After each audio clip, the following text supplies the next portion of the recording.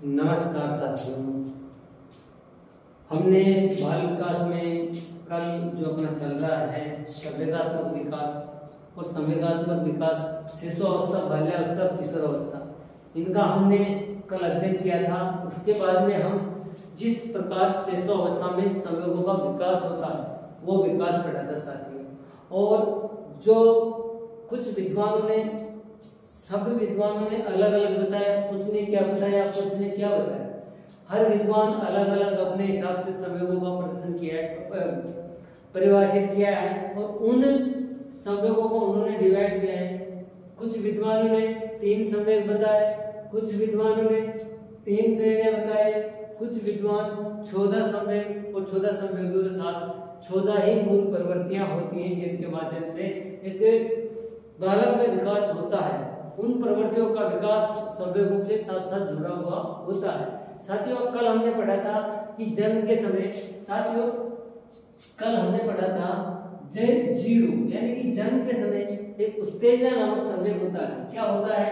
उत्तेजना। उत्तेजना नामक संवेग होता है।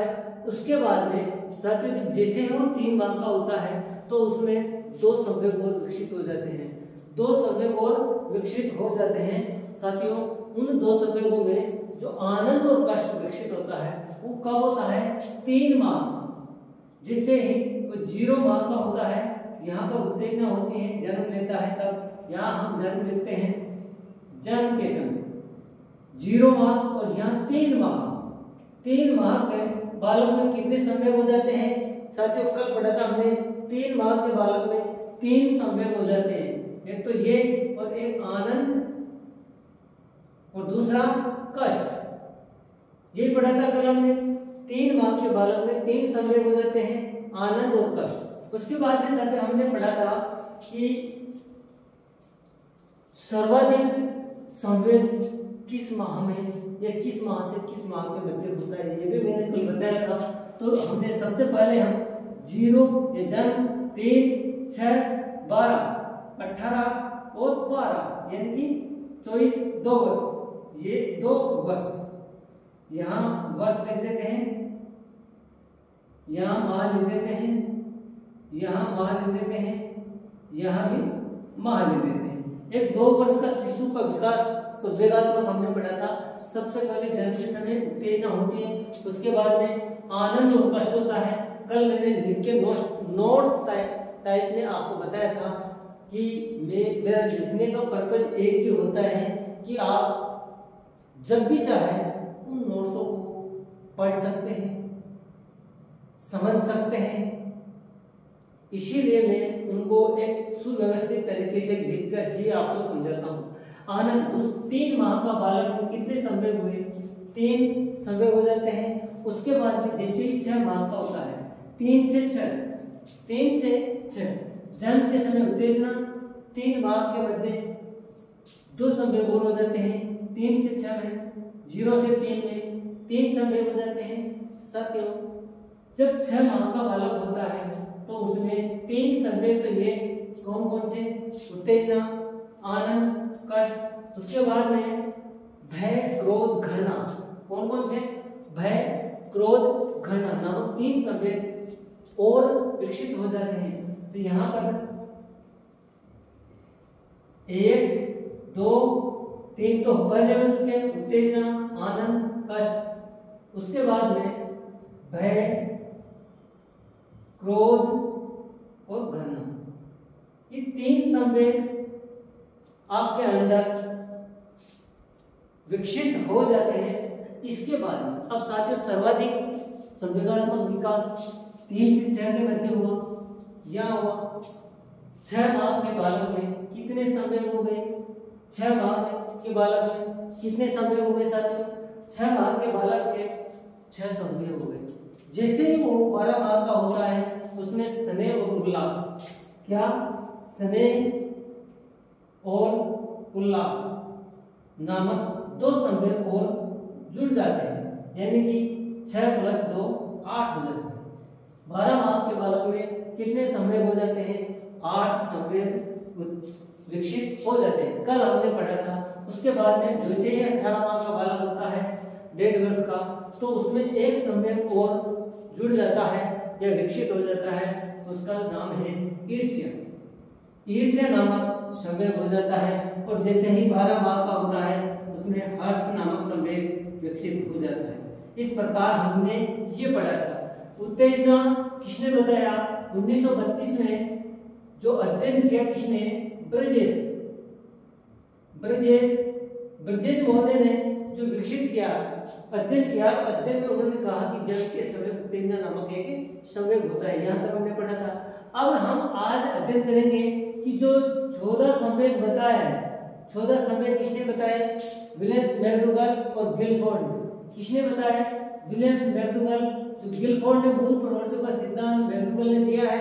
मूल प्रवृत्तियों का सिद्धांत किसने दिया है? मैकडूगल ने। अब हम इन मूल प्रवृत्तियों को और जो संवेग है, संवेगों से जो मूल प्रवृत्तियां होती हैं उनको जोड़कर पढ़ेंगे, समझेंगे। साथियों, जो 14 संवेग होते हैं किसने बताया? विलियम्स मैकडूगल और गिलफोर्ड। इन विद्वानों ने इन 14 संवेगों को बताया और इनके साथ साथ मूल प्रवृत्तियों का सिद्धांत किसने दिया? विलियम्स मैकडूगल ने दिया। इन मूल प्रवृत्तियों के साथ में जो 14 संवेगों से जुड़ी हुई होती है, बिना संवेग के मूल प्रवृत्ति का होना नामुमकिन है और मूल प्रवृत्तियों के बिना संवेगों का होना नामुमकिन है। अब समझते हैं हम इन 14 मूल संवेगों के साथ मूल प्रवृत्तियों को। साथियों, सबसे पहले हम अध्ययन करते हैं भय। भय क्या होता है? एक बालक में किसी वस्तु, किसी विचार, किसी व्यक्ति, किसी जानवर, अंधेरा हो, चाहे कोई भी हो वातावरण में, इस दुनिया में भय नामक संवेग जब विकसित हो जाता है तो उस विचार के प्रति घृणित हो सकती है, डर हो सकता है, किसी व्यक्ति के प्रति हो सकता है, किसी शहर के प्रति हो सकता है, भय कहीं भी हो सकता है।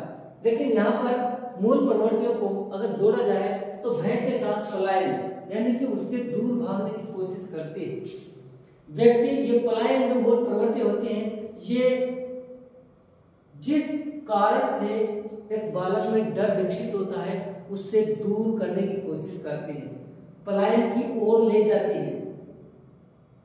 साथ में दूसरा है क्रोध। क्रोध के मूल प्रवृत्ति है युयुत्सा या युद्ध प्रिय। एक क्रोध युद्ध प्रिय व्यक्ति में वो संवेग उत्पन्न होते हैं, वो आवेश, वो भावनाएं प्रज्वलित होती हैं, वो विचार विकसित होते हैं जो अपने आप को एक युद्ध की मूल प्रवृत्ति के लिए तैयार करते हैं। साथियों, घृणा जो मूल संवेग है, उन संवेगों में दूसरों के प्रति नफरत। घृणा क्या शब्द है? एक बालक में संवेग, घृणा नाम का संवेग जब विकसित होता है, जिस व्यक्ति से, जिस वस्तु से, किस विचार से, किसी जानवर से, किसी से भी जब घृणा हो जाती है तो वो उससे नफरत करने लग जाता है, यानी कि दूसरों के प्रति नफरत की भावना। घृणा क्या है? घृणा जो संवेग है वो मूल प्रवृत्ति पैदा करता है दूसरों के प्रति भावना, और दूसरों के प्रति भावना ही घृणा से आती है, यानी कि तीसरा संवेग हमारा घृणा। उसके बाद में वात्सल्य। यहाँ पर शिशु सुरक्षा की प्रवृत्ति, शिशु सुरक्षा अपनात्व के एक मातृत्व गुण होता है, मातृत्व वात्सल्य प्रेम होता है। एक माता अपने बच्चे को वात्सल्य प्रेम सबसे ज्यादा माता में पाया जाता है, क्योंकि वो अपना होता है। शिशु सुरक्षा, अपने की सुरक्षा से संबंधित वात्सल्य होता है साथियों। उसके बाद में करुणा, यहाँ शिशु सुरक्षा की प्रवृत्ति विकसित होती है वात्सल्य से। करुणा से तात्पर्य है दया। साथ ही जो करुणा के भाव विकसित होते हैं, करुणा जो एक बालक में विकसित होती है वो दया की होती है। जैसे बालक बड़ा होता है, शिशुअवस्था से बाल्यावस्था में जाता है, बाल्यावस्था से किशोरावस्था में जाता है, उसमें उसके अंदर जो करुणा होती है, वो करुणा का जो संवेग होता है वो दया में, और दया मजबूत हो जाती है किसी जानवर के प्रति, किसी व्यक्ति के प्रति, किसी कोई भी हो उसके प्रति उसके अंदर एक करुणा जो होती है वो दया के रूप में, प्रवृत्ति के रूप में बदल जाती है और उसकी व्यक्ति की बॉडी में एक ऐसा विचार फिट हो जाता है, ऐसा विचार सेट हो जाता है कि उसके अंदर दया नाम का जो करुणा नाम का संवेग है वो दया की प्रवृत्ति में बदल जाता है। दया व्यक्ति के प्रति करता है, किसी के भी प्रति जो दया दिखाता है उसमें करुणा के संवेग आपको नजर आया है। यहाँ है कामुक संवेग साथियों, काम प्रवृत्ति एक व्यक्ति में सर्वाधिक कामुकता बाल्यावस्था में पाई जाती है। काम प्रवृत्ति अगर मंद होती है तो बाल्यावस्था में होती है और बाल्यावस्था के बाद में जैसे ही किशोरावस्था में जाती है वहां पर काम प्रवृत्ति विषम लिंगी के प्रति ज्यादा होती है। तो साथियों यहाँ पर कामुकता काम प्रवृत्ति में परिवर्तित हो जाता है, एक प्रवृत्ति नजर आने लगती है। उसके बाद में आश्चर्य, किसी विचार किसी वस्तु एक व्यक्ति में जो संज्ञान में आता है, आश्चर्य जो संवेग है, एक व्यक्ति जब किसी विचार को पढ़ता है, किसी भावना को ग्रहण करता है या कहीं अचानक देखता है तो उसके अंदर जो आश्चर्य नाम का संवेग होता है वो जिज्ञासा में पहुंच जाता है। उसकी प्रवृत्ति जिज्ञासा वाली हो जाती है, क्या है, कैसे है, क्यों है, कहाँ है, किस कारण से हुआ, यानी कि जानने की इच्छा हो जाती है। तो यहाँ पर आश्चर्य जब किसी संवेग से उससे जुड़ा होता है तो जानने जिज्ञासा की प्रवृत्ति में हो जाता है। उसके बाद में आत्महीनता, साथियों आत्महीनता जो संवेग है अपने आप से नफरत करवाता है। एक बालक में जन्म के समय मैंने बताया 10 माह तक के बालक जो संवेग करता है, लेकिन उसके बाद में जैसे बाल्यावस्था में पहुंचता है, किशोरावस्था में पहुंचता है तो किशोरावस्था में आत्महीनता मजबूत हो जाती है।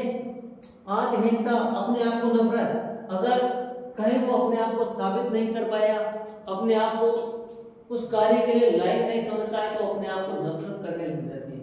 यानी कि यहाँ पर आत्महीनता का मतलब है कि स्वयं से नफरत करने की प्रवृत्ति उसमें विकसित हो जाती है। साथ ही यहाँ है आत्माभिमान, श्रेष्ठता की प्रवृत्ति, गौरव की प्रवृत्ति।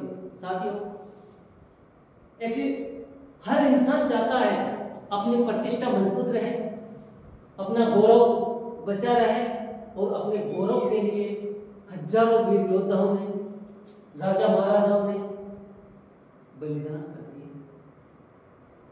आत्मगौरव आत्म सम्मान की लड़ाई इस दुनिया में है। चाहे कोई सा भी शासक हो या कोई सा भी जानवर, अपना आत्मगौरव अगर सोचता है उसमें विकसित हो जाती है। आत्मगौरव यानी कि आत्म अभिमान की जब उसमें संवेग विकसित हो गया तो वो उसकी आत्म श्रेष्ठता की प्रवृत्ति, आत्मगौरव की प्रवृत्ति उसके अंदर नजर आने लग जाएगी। और जैसे ही वो किशोरावस्था में जाएगा अपना आत्मसम्मान को, आत्मगौरव को कभी नीचे झुकने नहीं देता है। तो साथियों आत्माभिमान, श्रेष्ठता की प्रवृत्ति वहां विकसित हो जाती है, आत्मगौरव की विकसित हो जाती है। एकांकीपन, साथियों एकांकीपन जो संवेग होता है, ये संवेग ना तो बाल्यावस्था में होते हैं, जैसे ही वो किशोरावस्था में जाता है, बाल्यावस्था में शिशुअवस्था से बाल्यावस्था में जाता है, वहां समझने लगता है, पहचानने लगता है और व्यक्त करने लग जाता है। जब एक अपने आप को किसी समूह में अकेला पाता है वहां पर एकांकी के भाव उसमें संवेग उसमें विकसित होते हैं। छोटा बच्चा अकेला महसूस नहीं कर पाता है क्योंकि जन्म के 2 वर्ष बाद तक भी वो अपने आप को अकेला महसूस नहीं करता। ऐसे एकांकीपन का संवेग उसमें विकसित नहीं हो पाता है। लेकिन जैसे जैसे बड़ा होता है वो अपने को परिवार में रखता है, समाज में रखता, और जब उसको अलग कर दिया जाए अपने ग्रुप से, अपने दल से, तो एकांकीपन का महसूस करेगा। उसके अंदर भाव विकसित होंगे, संवेग विकसित होंगे और वो विकसित एकांकीपन या अकेलापन, सामूहिकता, समूह का अभाव की प्रवृत्ति को जानने लगेगा, पहचानने लगेगा, व्यक्त करने लगेगा। तो यहाँ पर एकांकीपन जो संवेग है उसकी मूल प्रवृत्ति है सामूहिकता का अभाव। भूख, व्यक्ति भूख चाहे वो बाल्यावस्था हो, शिशुअवस्था हो, किशोरावस्था, उसमें भूख जन्म लेता है तब से भूख लगती है। गर्भावस्था में जैसे भूख एहसास नहीं होती। माँ के पौष्टिक तत्व जैसी माँ जैसा पौष्टिक तत्व खाती है वैसा ही एक बच्चा उसके अंदर ग्रहण हो जाते हैं माँ के माध्यम से। लेकिन यहाँ पर जब जन्म लेता है, जन्म के बाद में उसको भूख लगने लग जाती है और भूख नामक सम्यक साथी वो समझने लग जाता है। और यहाँ भोजनावक्षण इसकी प्रवृत्ति होती है। भोजनावक्षण की प्रवृत्ति यानी कि भोजन जैसे बाल्यावस्था में जाता है कितना खाना है, जैसे शिशुअवस्था में जाता है स्वास्थ्य के लिए कितना लाभदायक है, कितना कौन सा भोजन लाभदायक है, यानी कि भूख का अन्वेषण, भूख मिटाने के लिए जिसका अन्वेषण होता है ये प्रवृत्ति विकसित हो जाती है। कितना खाना, कैसे खाना, कम खाना, कब खाना। जब वो किशोरावस्था में पहुंचता है तब सीखेगा इन बातों को। ये प्रवृत्तियां तब उसमें विकसित होती है। स्वामित्व अधिकार की भावना, छोटा बच्चा जिसमें स्वामित्व का कोई संवेद नहीं होता है, लेकिन जैसे ही बाल्यावस्था में जाता है अपने खिलौनों को छोड़ने की कोशिश नहीं करता है, किसी को देने की कोशिश नहीं करता है। जैसे किशोरावस्था में जाता है वो अपनत्व की भावना, स्वामित्व की भावना, अधिकार की भावना, राजस्व चाहिए मुझे, अधिकार चाहिए मुझे, एक छत्र राज चाहिए, ये भावना उसमें विकसित हो जाती है। कृति भाव का बचपन में, शिशुअवस्था में कोई देना देना नहीं होता है। जैसे ही वह बाल्यावस्था में पहुंचता है, किशोरावस्था में पहुंचता है, उसमें कृति भाव का, जो कृति भाव से संबंधित मूल प्रवृत्ति होती है, रचनात्मक या सृजनात्मक, इकट्ठा करने की, जानने की, सृजित करने की प्रवृत्ति विकसित हो जाती है। वो बाल्यावस्था और किशोरावस्था में ही, बाल्यावस्था में शुरू होती है, किशोरावस्था में मजबूत हो जाती है।